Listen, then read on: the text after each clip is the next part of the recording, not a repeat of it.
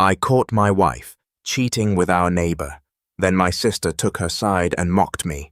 So I rebuilt my life, bought my own house, and slammed the door in their faces when they came begging for help.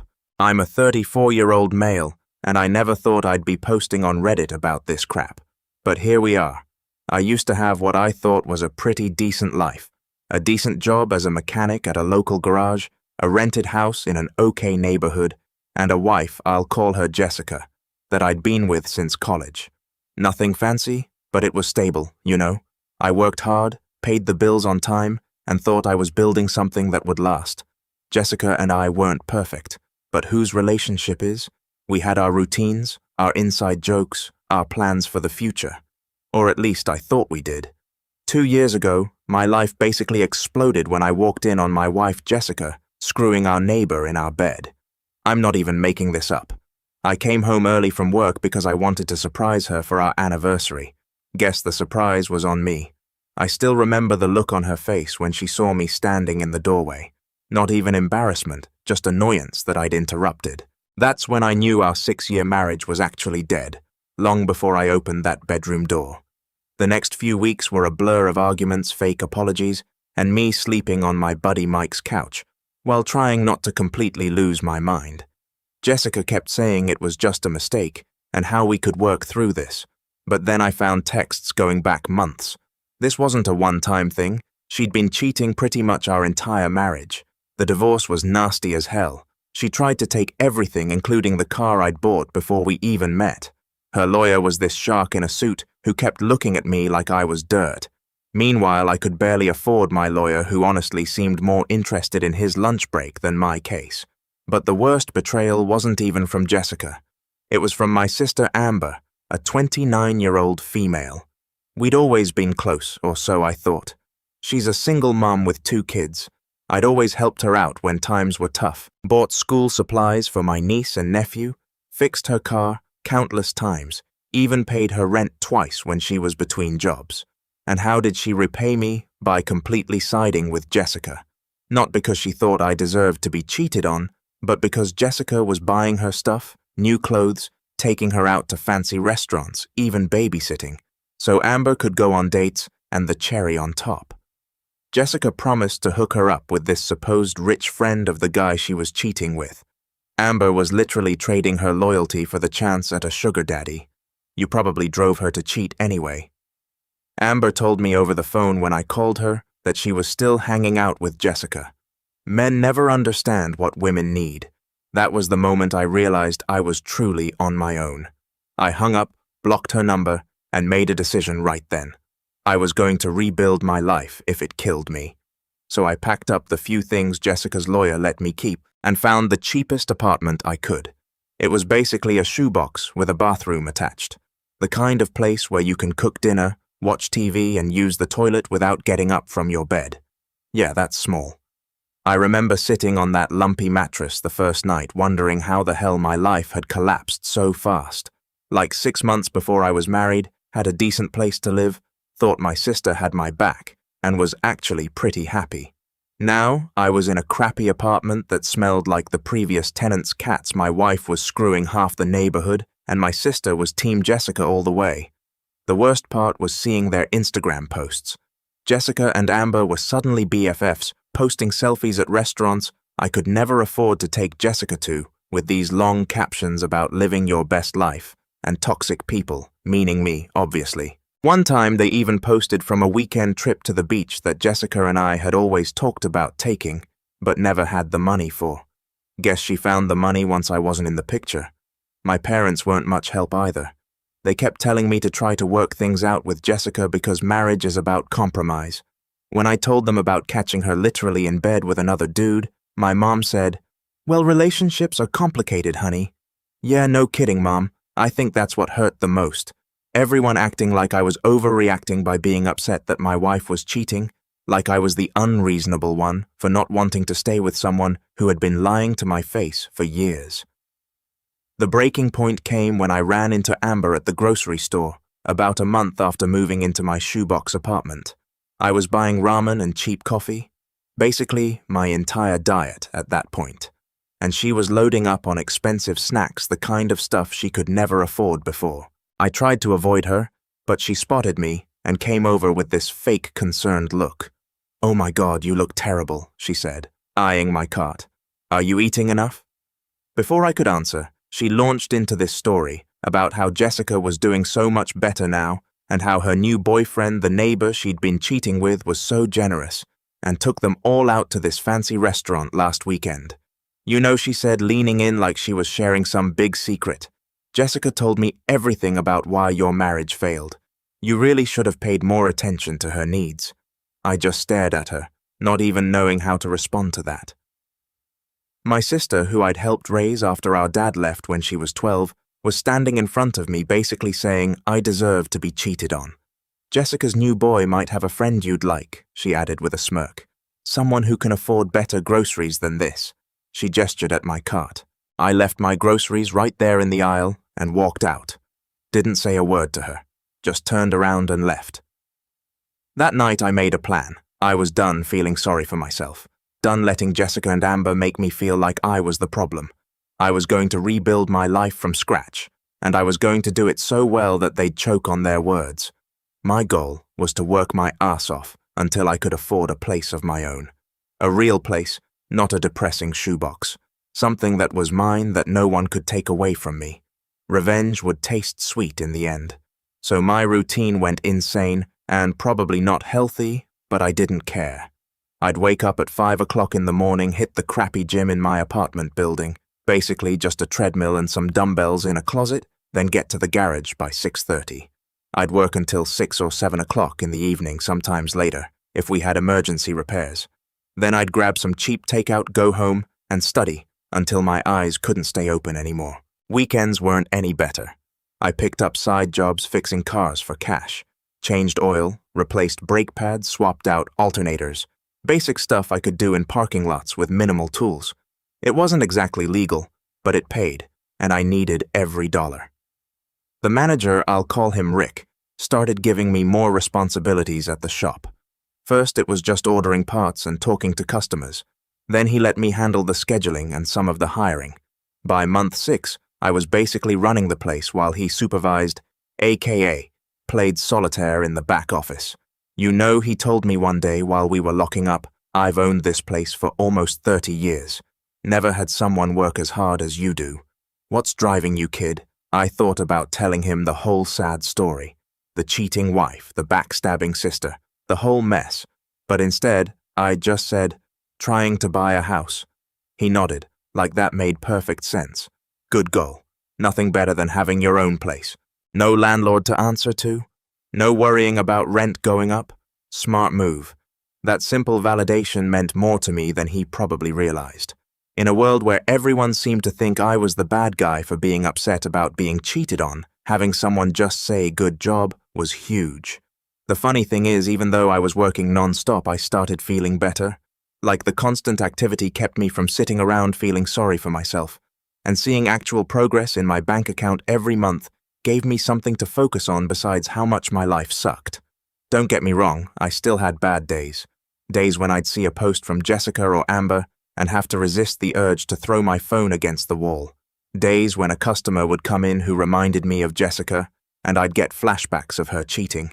But those days got fewer and farther between as time passed. The online classes were kicking my ass, though. I hadn't been a great student in high school, and trying to learn accounting principles after a 12-hour shift fixing cars was brutal. I failed the first practice exam so bad that my online tutor actually called me to ask if I was okay. But I kept at it, studying during lunch breaks, watching tutorial videos, while waiting for parts deliveries, drilling myself with flashcards before bed. Slowly, painfully, I started to get it. And the more I understood, the more I could see how Rick's business could be improved. He was still doing everything old school. Paper invoices, no real inventory system, pricing based on gut feeling rather than actual costs. One night after closing, I showed him a spreadsheet I'd made analyzing the last 6 months of jobs. I'd broken down which services made the most profit, which customers were repeat business, which suppliers gave us the best deals. It was basic stuff I'd learned in my classes, but Rick looked at me like I'd just performed magic. "Where did you learn to do all this?" he asked, scrolling through my analysis. "Online classes," I said. "Been taking them at night." He gave me this long look, then said something that changed everything. "You know, I've been thinking about selling this place when I retire. Always figured I'd just close up shop, but you interested in buying me out someday?" I couldn't believe what I was hearing. Own the garage? Actually be my own boss. It seemed impossible. "I don't have that kind of money, Rick," I admitted. He waved his hand dismissively. "We could work something out, a payment plan, you taking over more and more while I phase out. I'd rather sell to someone who gives a damn than some corporation that'll fire everyone and jack up prices." It was the first time in ages that I felt like maybe things might work out. Not just getting by, but actually building something, having a future that I controlled. That night I went home and added another goal to my list. Not just buy a house, but buy the garage too. It would take longer, require even more work. But the thought of owning my own business, being completely independent, was too good to pass up. About a year into my non-stop grind, things at the shop were going great. Rick had basically made me the manager, and our business was up 30% since I'd started running things. I was saving every penny that didn't go to rent or food. My social life was non-existent, but I didn't care. I had a plan. Then I started hearing whispers that things weren't so perfect in Jessica and Amberland. The guy Jessica had been cheating with. Yeah, he'd moved on to someone else barely 2 months after our divorce was final. Apparently he wasn't interested in anything serious. And that rich sugar daddy Jessica had promised to introduce Amber to. Turned out he was just some broke dude pretending to be rich to get into clubs. When Amber finally met him, he tried to get her to pay for dinner. The shopping trip slowed down. The fancy vacation stopped. Jessica had blown through most of her divorce money, trying to impress her new boyfriend, who'd now ditched her, and Amber, who did quit her steady job at the insurance office thinking she was about to land a rich guy, was struggling to find work again. I heard all this through Mike, who was still friends with Jessica's cousin.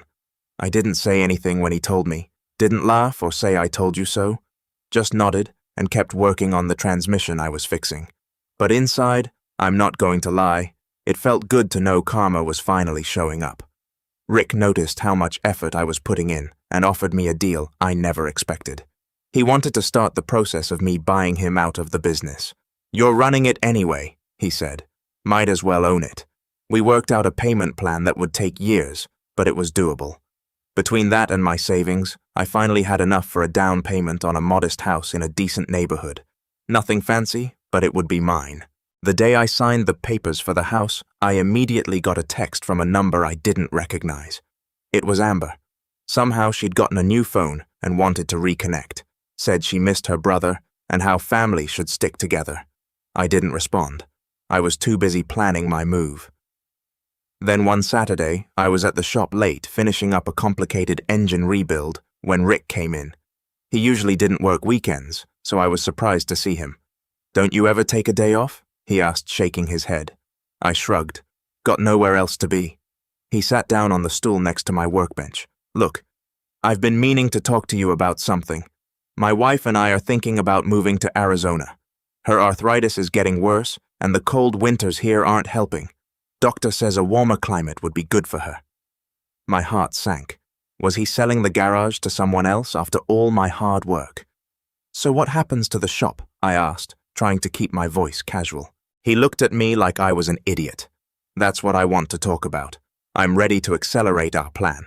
Instead of the 5-year buyout we discussed, I want to do it in 2. You take over as owner at the end of the year. We work out a payment schedule you can handle, and I head west for some sunshine." I couldn't believe what I was hearing. It was happening way faster than I'd expected. "I don't know if I have enough saved for that kind of down payment yet," I admitted. "I just put most of my savings toward the house." Rick waved his hand. "We'll figure it out. You've already increased business by 30%. The place is worth more with you running it anyway. Maybe we adjust the percentages a bit. You get a bigger cut of the profits now, but more of that goes toward your ownership stake." We spent the next hour working out the details. By the time he left, we had the outline of a deal that would make me the owner of Rick's Auto Repair by Christmas. It wasn't perfect. I'd be stretching myself financially for a couple of years, but it was doable, and the thought of owning my own business before I turned 35, that was worth the risk. As I was locking up the shop, my phone buzzed with another text from Amber. This one was less friendly than the first. "Seriously, you're just going to ignore me? After everything I've done for you, real mature, bro." I snorted. Everything she'd done for me, like trash-talking me to my ex-wife, like mocking my pain, while I was at my lowest point, like choosing Jessica's empty promises over her own brother. I typed out about 5 different angry responses, deleted them all, and finally settled on busy with work. Talk later. It was non-committal enough that she couldn't accuse me of ignoring her, but vague enough that later could mean basically never. I had no interest in letting Amber back into my life just because her meal ticket had disappeared. When I got home to my crappy apartment that night, I looked around at the packed boxes and cheap furniture and felt something I hadn't experienced in a long time. Pride. In just a few days, I'd be moving into my own house. In a few months, I'd own my own business, and I'd done it all by myself, while the people who were supposed to love me had been betting on my failure.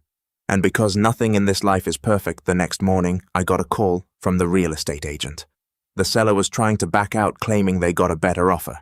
My stomach dropped, but the agent reassured me the contract was airtight. It would just delay closing by a couple of weeks while their lawyer set them straight. Annoying, but after the year I'd had, one more obstacle wasn't going to stop me. 3 days before I was set to move into my new place, there was a knock at my apartment door. I wasn't expecting anyone, and the few friends I had left knew I was busy packing. I opened the door to find Amber standing there, looking nothing like the confident woman who'd mocked me at the grocery store a year ago. Her hair was a mess, her clothes were wrinkled, and she had this desperate look on her face that I recognized. It was the same look she used to have before asking me for money. "Hey, stranger," she said, trying to sound casual. "Can I come in?" I didn't move from the doorway. "What do you want?" "Amber," she forced a laugh. "Can't a sister just visit her brother? It's been forever." "Yeah, about a year since you came to the grocery store to brag about Jessica's diamond bracelet," I said, crossing my arms. Her fake smile dropped. "Look, I made some mistakes. Okay, I was stupid. Jessica fed me all these lies about you and I believed her. I'm sorry." I laughed. "Where's Jessica now?" "Still buying you stuff." Amber's eyes dropped to the floor. "We're not really hanging out anymore. She's going through some stuff. That means Jessica wasn't useful to her anymore." I sighed again. "What do you want, Amber?" That's when she noticed the boxes behind me. "Are you moving?" "Yep. Bought a house. Closing was last week." Her eyes lit up like I just offered her a winning lottery ticket. A house. "That's amazing. How many bedrooms?" And there it was. I could see the wheels turning in her head. 3, I said, knowing exactly where this was going. "That's perfect," she exclaimed way too enthusiastically. "Because, well, I'm kind of in a situation.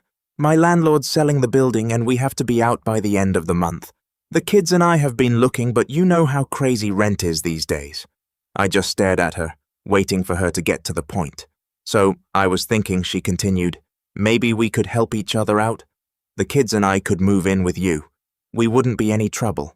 I could help with bills once I find a new job, and the kids would love having their uncle around." The audacity was actually impressive. After everything, the betrayal, the mockery, the complete dismissal of my pain. She really thought she could just show up and get a free place to live. "No," I said simply. Her smile faltered. "What do you mean no? I mean no. You can't live with me. Not now. Not ever." She switched tactics immediately, her eyes welling up with tears. "But the kids, they have nowhere to go. We might end up in a shelter. Is that what you want? Your own niece and nephew homeless because you're too selfish to help?" That's when I lost it. Not by yelling or slamming the door, but by laughing. I couldn't help it. The sheer manipulation was so transparent. "Where were you when Jessica was screwing around behind my back?" I asked. "Where were you when I was sleeping on Mike's couch? When I lost my house, my savings, my marriage? Oh, right. You were shopping with the woman who destroyed my life, laughing about what a loser I was." Her face went pale. "That's not, I didn't mean." I started to close the door, but she stuck her foot in the way. Please, she begged, real desperation in her voice. Now I have nowhere else to go. Mom and Dad won't help. Jessica's ghosting me and my friends. They can't take us in. That sounds like a you problem, I said, echoing the exact words she'd said to me when I told her Jessica had taken most of our joint account before I could freeze it. I moved her foot and closed the door. For about 5 minutes, she stood out there, knocking and calling my name. I ignored her completely, going back to packing boxes like she wasn't even there. Eventually, she gave up and left. I thought that would be the end of it. I should have known better. The next day, my phone started blowing up with texts and calls, not just from Amber, but from my parents too. Apparently, Amber had gone straight to them with some sob story about how I was refusing to help her and the kids in their time of need. My mom's voicemail was classic guilt trip material. I raised you better than this. Family helps family. I can't believe you would let your sister and those poor children suffer when you have a whole house to yourself. Never mind that my parents had barely reached out during my divorce. Never mind that they'd suggested I try to work things out with Jessica even after I told them about the cheating. Never mind that they'd done absolutely nothing to help me when I was the one in crisis. My dad's message was worse. Son, I'm disappointed in you. A man takes care of his family. Your sister needs help, and you're in a position to provide it. That's your responsibility as her brother. I hadn't heard from my dad in months, and this was what finally got him to call, telling me I wasn't being man enough, because I wouldn't let my backstabbing sister move into the house I'd worked my ass off to buy. I didn't respond to any of them. Instead, I focused on finishing my packing and coordinating with the moving company. I had taken the day off from the garage specifically to get everything ready for the move, and I wasn't going to waste it dealing with family drama. Then came the text that really set me off. It was from Jessica. Yeah, my ex-wife, the woman who cheated on me for most of our marriage, thought she had the right to weigh in. I know we're not on the best terms, but I'm really worried about Amber and the kids. She says, you bought a house with plenty of room but won't help them. That doesn't sound like the man I married. Please reconsider. The hypocrisy was so stunning I had to read it twice. I finally broke my silence with a single reply. The man you married no longer exists. You killed him. Do not contact me again. Then I blocked her number. By that evening, the messages from my family had taken on a more threatening tone. My mom was now saying she was going to have to get involved if I didn't do the right thing. My dad mentioned something about coming over to talk some sense into me. Amber had switched from begging to angry accusations about how I was showing my true colors and always was the selfish one. I didn't care anymore. Let them come. Let them threaten. I was done being the family doormat. The next morning, I woke up to a new voicemail from an unknown number. It was Jessica's mother, my former mother-in-law, telling me she was very disappointed in how I was treating Amber and that she had raised Jessica to believe family comes first. I nearly choked on my coffee. Yeah, Jessica really put family first when she was screwing the neighbor. I realized they were pulling out all the stops, contacting anyone they thought might have influence over me. It was pathetic and desperate, but also a little scary. How far were they willing to go? I decided to take some precautions. I called the real estate agent and asked if we could move up the closing date. Explained that I had some family issues and needed to get into the house as soon as possible. She said she'd try, but no promises. Then I called Rick and explained the situation. He was surprisingly understanding, even offering to let me crash at his place if things got too intense with my family. I also called Mike, who had been my rock through the divorce. He immediately offered to come over and help me finish packing and to be there when I moved in case my family tried to show up and cause trouble. Dude, he said, they're only coming around now because you're doing well. Where were they when you were sleeping on my couch? Screw them. It felt good to have people in my corner, even if they weren't blood relatives. That afternoon, the real estate agent called with good news. We could close the next day. The seller had finally accepted that they couldn't back out, and all the paperwork was ready. I'd be able to move into my new house 48 hours earlier than planned. I didn't tell anyone in my family about the change in plans. Let them show up at my empty apartment. By then, I'd be safely in my new home with a security system installed and no forwarding address left behind.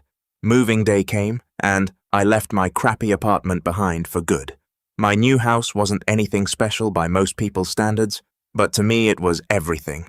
I spent that first night sitting on my back porch with a cold soda, looking up at the stars, feeling like I could finally breathe again. And I did something I probably shouldn't have. I posted a few photos of my new place on Facebook. Nothing flashy, just a simple new chapter, new home post. I knew Amber would see it. I knew my parents would see it. Part of me wanted them to. The reactions were immediate. Friends I hadn't talked to in ages congratulated me.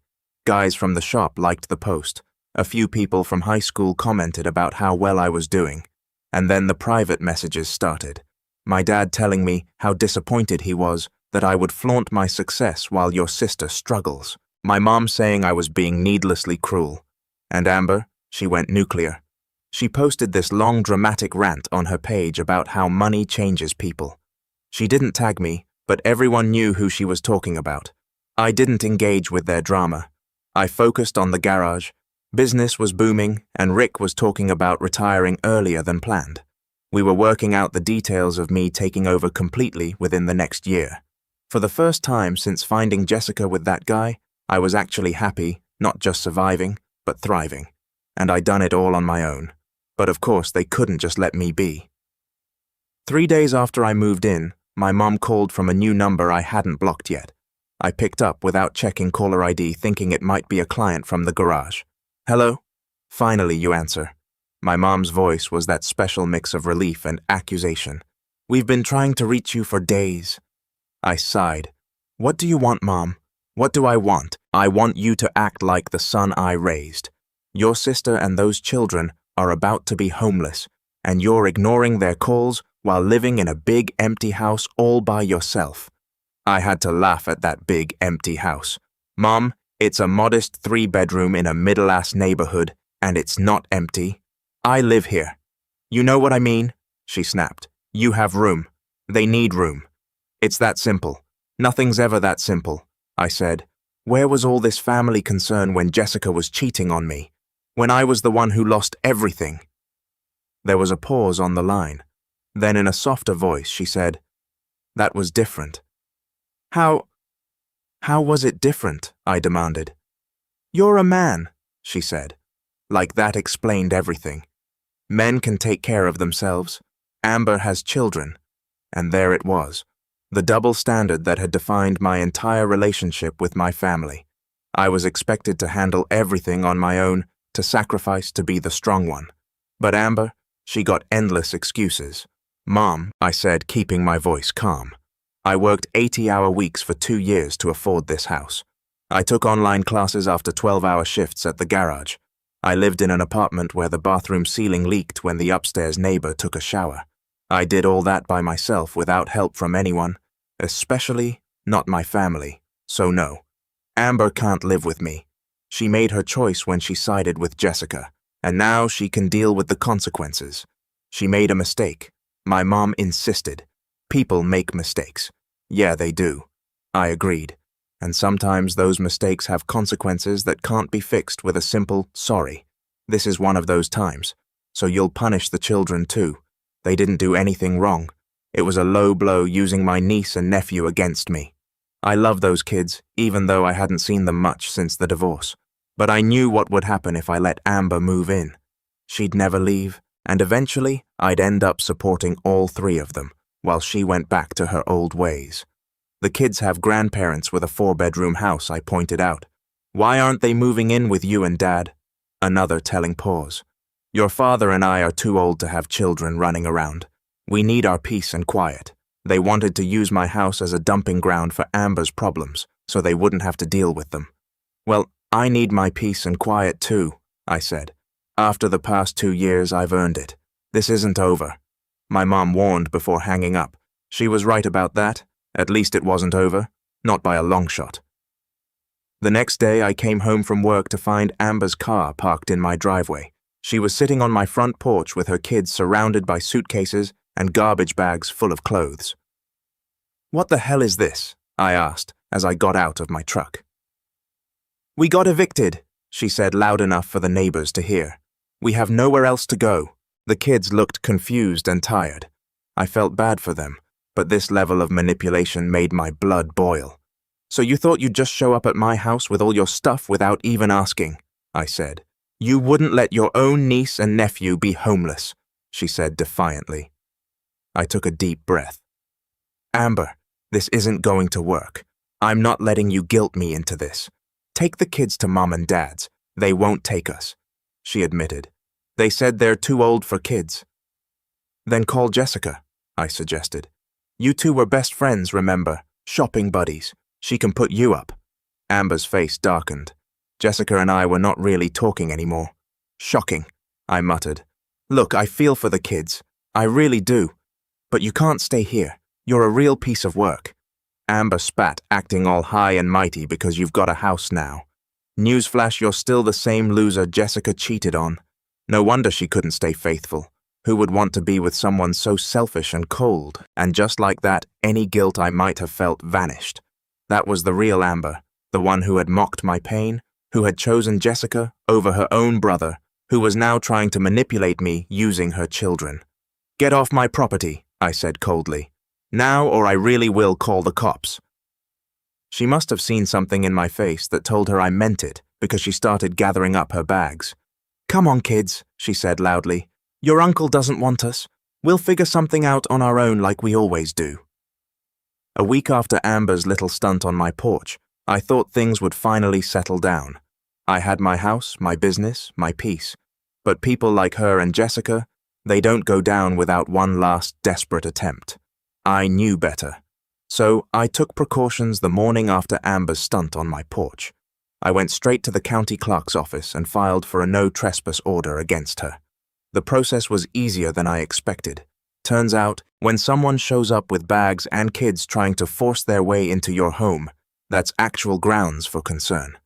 The police officer I spoke to said I had enough evidence to enforce it immediately. She also suggested installing cameras in case Amber tried anything again. So that's exactly what I did. By noon, I had security cameras covering every inch of my property. With motion alerts sent straight to my phone, let Amber try another sob story ambush. I'd have the cops at my doorstep before she could get comfortable, but then Jessica showed up out of nowhere. It was late, close to midnight, and I was just getting home from the garage. My porch light caught the figure sitting on my front steps, arms wrapped around herself. It took me a second, but when she looked up, I recognized her. Jessica. She looked terrible. Nothing like the put-together woman who used to flaunt new jewelry on Instagram while mocking me behind my back. Her hair was a mess. She had bags under her eyes, and she looked smaller somehow, like life had finally knocked her down a few pegs. "Matt," she said, her voice weak. "I didn't know where else to go." I laughed at the sheer audacity. "Not my problem," I said, stepping around her to unlock my door. "Please," she said, standing quickly. "Just talk to me." I sighed. "Talk about what, Jessica? How you cheated on me for years, how you ran through the divorce money and got dumped, or maybe how you encouraged my sister to turn against me. Pick one." She flinched, but I didn't feel bad, not even a little. "I made mistakes," she whispered, swallowing hard. "I was stupid. I thought she stopped rubbing her arms like she was trying to hold herself together. I thought I had everything figured out, but I didn't. He left me, Matt. Just like that. One day I woke up and he was gone. Took everything. I lost my job, my apartment. I'm back at my mom's place and she's threatening to kick me out." "Sounds like karma," I said, stepping inside. She grabbed my arm before I could close the door. "I loved you," she blurted, tears in her eyes. "I know I messed up, but we had something real. Don't I ever miss it." I stared at her for a long moment, then smiled. "No," I said, and shut the door in her face. I stood there listening as she cried outside for a minute, before finally giving up and leaving. I didn't feel a damn thing. She was just another person from my past, desperate to claw her way back in. But that door was locked, and I was never opening it again. Amber must have found out about Jessica's failed attempt, because 2 days later, my parents showed up unannounced. I opened the door to see my mom with her arms crossed. My dad already looking pissed. "We need to talk," my mom said, stepping past me into the house like she still had authority over me. I let them in, if only to get it over with. They didn't waste time. "Your sister is in trouble." My dad started. She needs a place to stay. A good son would help her.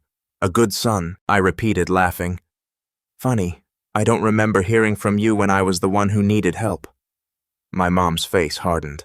That was different. You're a man, and I told her to take them to you. I shot back.